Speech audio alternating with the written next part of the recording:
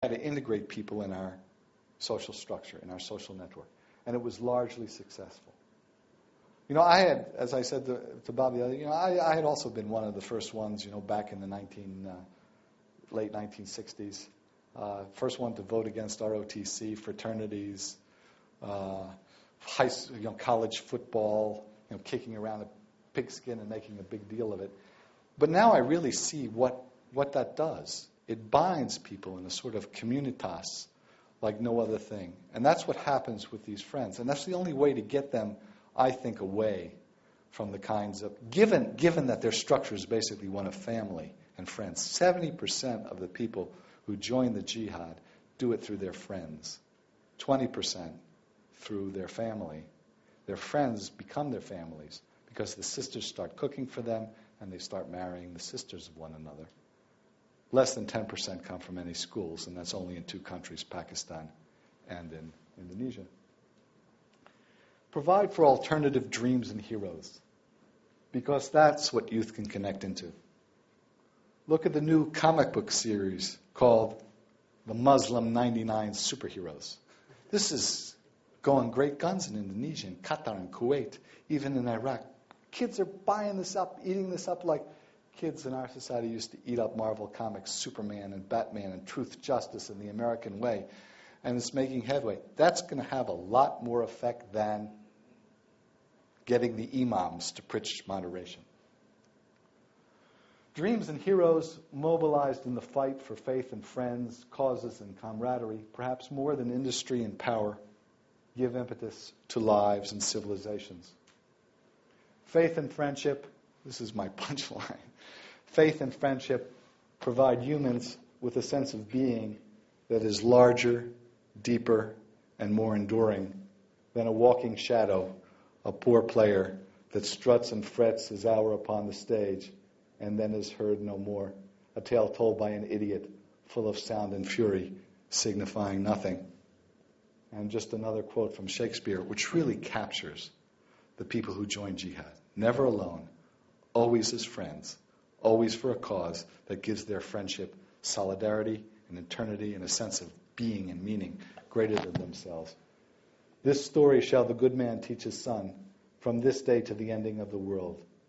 But we in it shall be remembered, we few, we happy few, we band of brothers. For he today that sheds his blood with me shall be my brother, but he ne'er so vile, this day shall gentle his condition. And ask yourselves, and this is the final slide, ask yourselves why all political systems, all imagined communities of non-kin describe themselves in terms of fictive kinship, of brothers and sisters and homelands and fatherlands and motherlands. Aristotle, I think, got it right in the Ethics, where he said friendship, philia, is the basis of all political union. All political union that defines who human beings are, that is, communities of non-kin. And as a final reflect for those interested in evolutionary theory, it's a fact worthy of deep meditation, said Cotton Lorenz, that for all we know, the bond of personal friendship was evolved by the necessity for certain individuals to cease from fighting each other in order to more effectively combat other fellow members of our species. Since the Pleistocene, humans have been their own worst predators. When humans first formed groups of non-kin, they were able to dominate all threats that came from the animal world. They soon became their own worst enemies, and they began forming larger and larger groups. And if we look at the way they formed larger groups, from the Pleistocene until today, through all of recorded history, and through every society the anthropologists ever studied, it's always in terms of bonds of friendship and fictive kinship. And that's what you got to deal with, really. That's what this movement is about. It's not about generals and command and control. Thank you.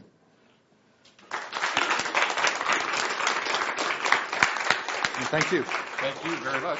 We've got time for questions, so I'll let you identify them unless you... Yeah. No questions? Yeah.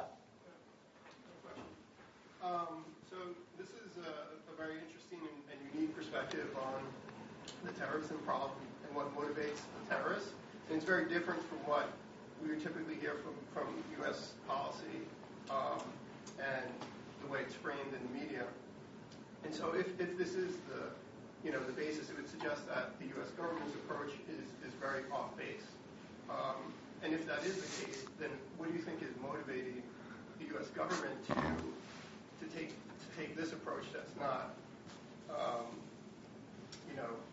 as open-minded about the actual problem?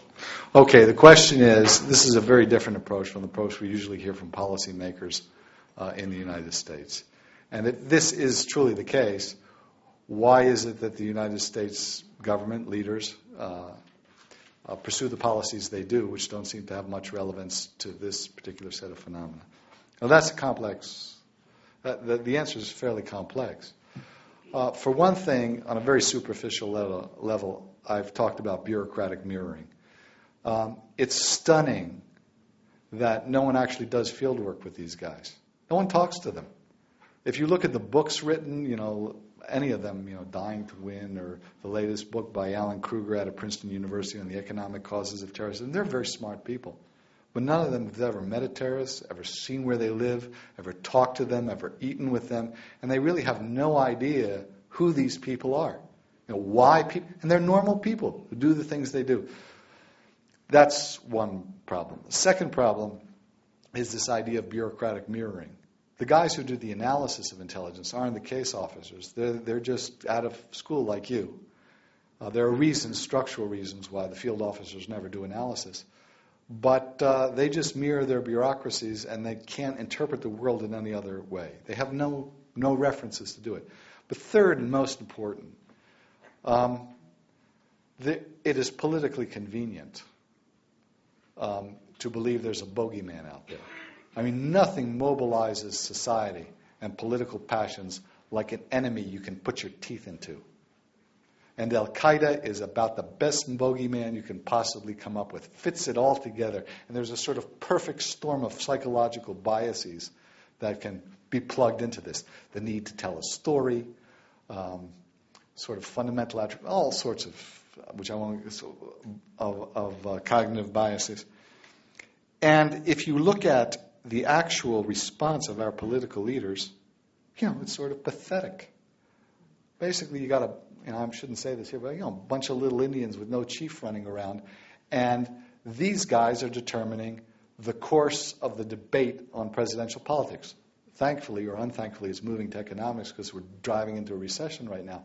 But it still dominates to a large extent, and literally, at least in the beginning of the campaign, not only here, but in the countries of Western Europe, it's run on the basis of how you're going to respond to this particular threat without any knowledge of what the threat is or care. Let me tell you, we've talked to some of the candidates and their staffs and things like that, suggesting that things like, no, war on terror, this is ridiculous. I said, no, we can't put that phrase aside. The public understands that.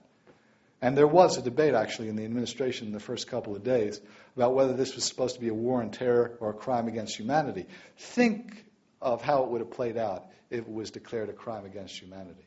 And the support in the world, whether it could have actually been sustained politically in the United States is another matter. But if it had been sustained as a crime against humanity, the present status of the world would be much different than it is today. So it is a political issue. And the careers of our major politicians and political parties and affiliations depend upon how it's treated. And how are you going to describe it? You're going to describe this as a bunch of guys running around the place, opening up with opportunities, getting involved here and there and maybe succeeding. No, you've got to make it something profound and strong and deep. And by so doing, by the way, and this is a peculiarity of human categorization versus, say, categorization of natural kinds. When people categorize human kinds, whether they be people or political processes, there's a looping effect. No matter how arbitrary and false it is to begin with, once you make that category the frame, you force, in a sense, history and behavior into that frame. Okay? I'll give you just another example. African American. Okay? Or that was once called Negro. That there was supposed to be some race. I remember a friend of mine who was supposed to pick up some guy from New Guinea because his skin was dark and he was dark. And this was a French intellectual leader, Salt, who said, well, you're black and he's black. Well, biologically, that's a crazy notion. But the fact that the Western world treated those people as the same, even though they were as distant as you could possibly be in human evolution since 50,000 years, made that category real, however false it was. And that's a property of humankind. And we do it all the time. And I'm afraid Qaeda has become one of those things. It has created its own reality, its own reactions in the world. It's now become a logo that carries essential properties. It's being transformed all the time because it never fits reality quite nicely. And we're witness to the spread of this viral ideology because of this category creation. Yes?